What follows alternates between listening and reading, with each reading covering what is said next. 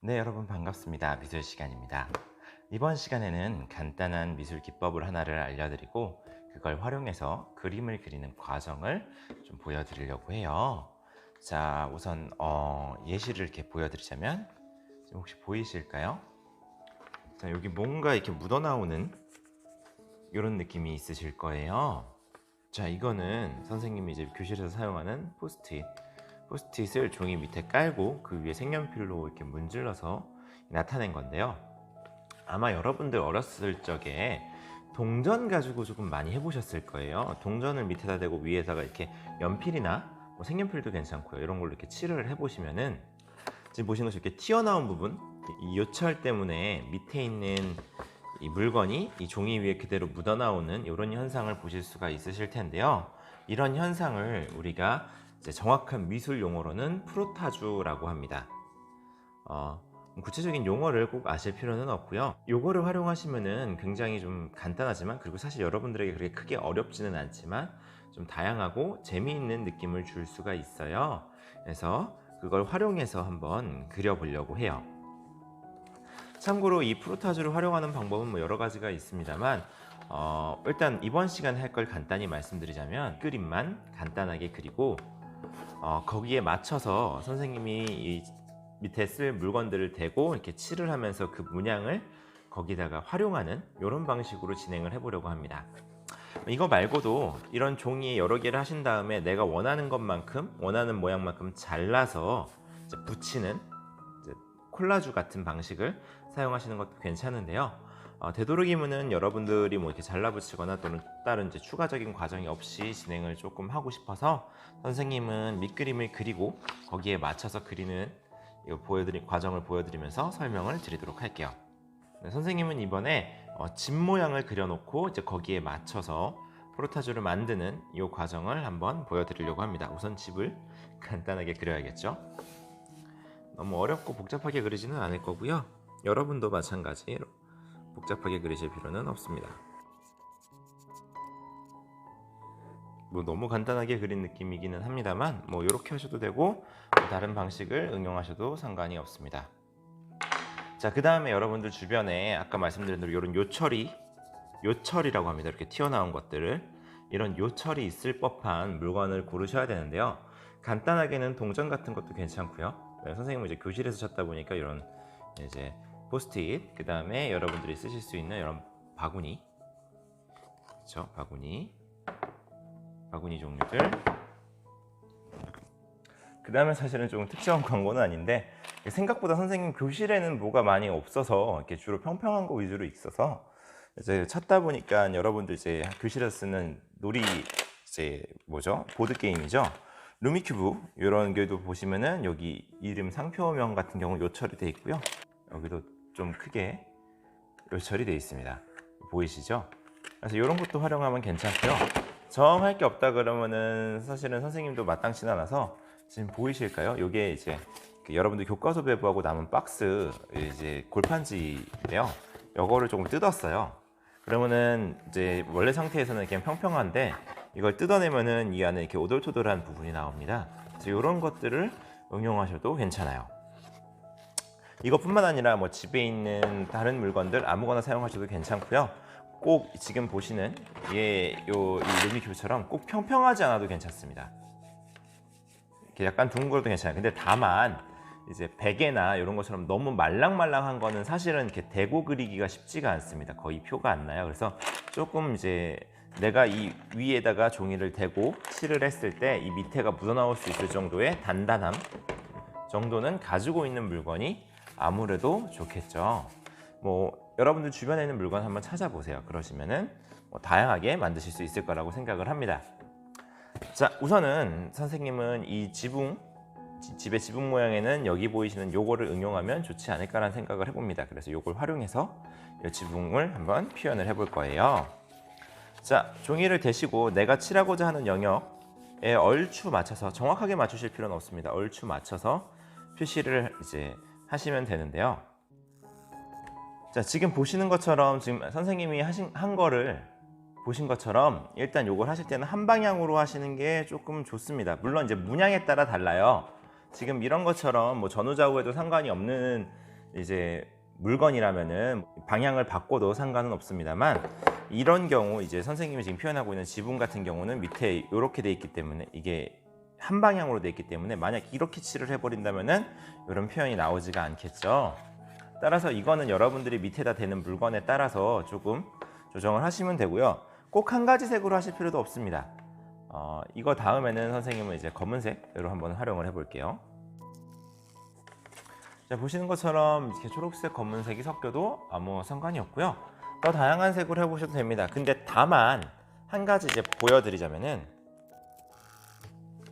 자, 보이실까요? 지금 보시는 것처럼 노란색, 그러니까 다시 말하면 좀 밝은 색 계열은 요 밑에 요런 이제 부딪히는 부분이 잘 드러나지가 않아요. 이 차이가 심하지가 않아서 초록색이나 검은색에 비하면 노란색이 훨씬 더 요 차이가 덜 하죠.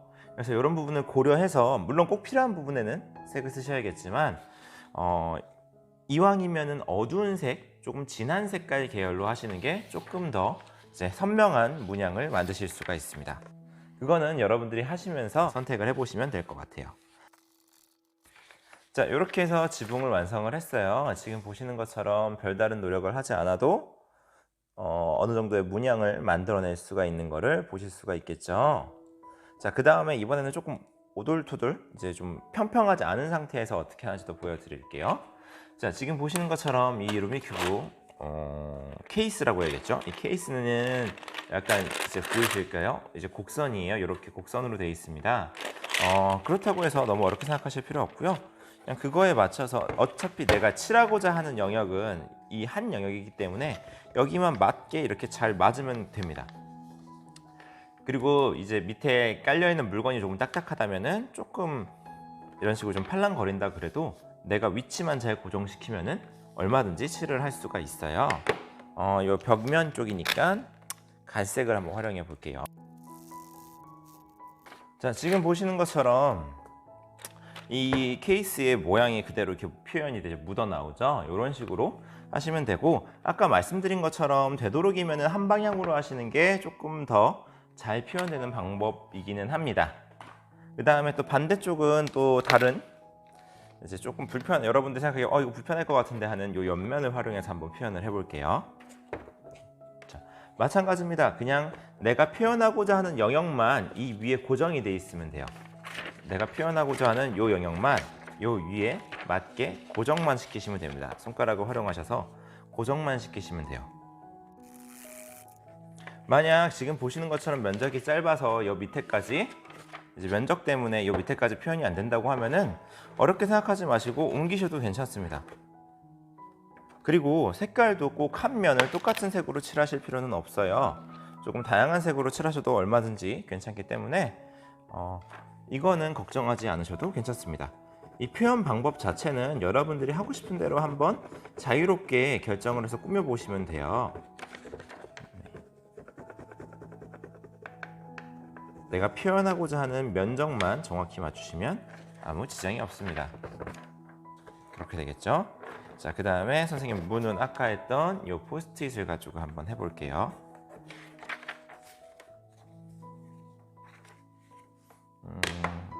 검은색으로 한번 해볼까요? 자, 손으로 이렇게 만져보시면은 이 밑에 물건이 어디에 위치하고 있는지가 느껴지실 거예요. 화면으로는 잘 보이시지 않겠지만, 그런 것처럼 이 위치만 맞춰주시면은 어떻게 하셔도 상관은 없습니다. 뭔가 좀 해보고 나니 어두운 집이 되었네요. 그 다음에 요 마루 같은 경우도 요걸 활용해서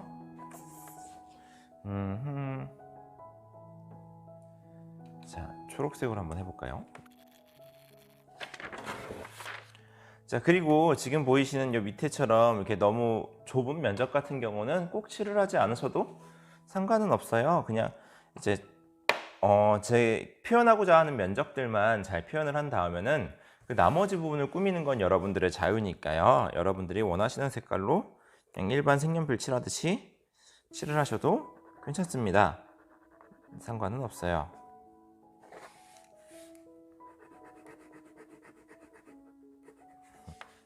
이렇게 됐을까요? 그 다음에 이 나머지 부분들을 여러분들이 생각하시는 대로 자유롭게 꾸며보시면 조금 더 멋진 작품을 만드는데 도움이 되지 않을까 싶어요.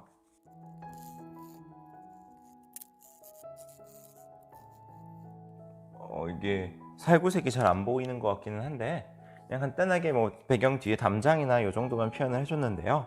이렇게 하지 않으시고 조금 더 뭐 다양하게 하늘을 그린다거나 아니면은 사실은 그리는 대상도 뭐 동물이라든가 식물이라든가 여러분들이 좋아할 만한 캐릭터, 어쨌거나 면적을 표현할 수 있는 대상이라면 어떤 것을 그리셔도 상관이 없습니다. 그래서 그런 것들을 그려놓고 밑에 다양한 물건을 대서 이 문양이 올라오게끔 표현을 하시면 되니까요.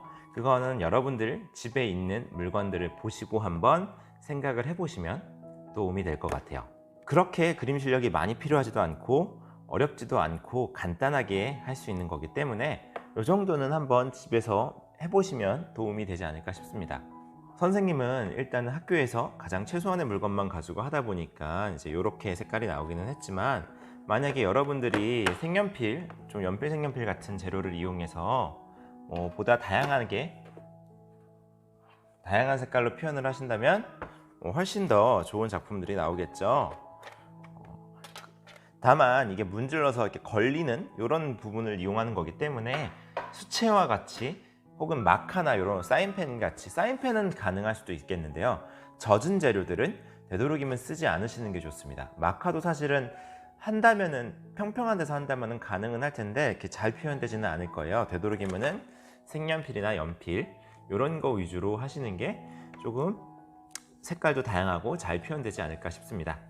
네, 집중해 주셔서 감사하고요. 오늘 수업은 여기서 마치도록 하겠습니다. 모두 수고 많으셨습니다.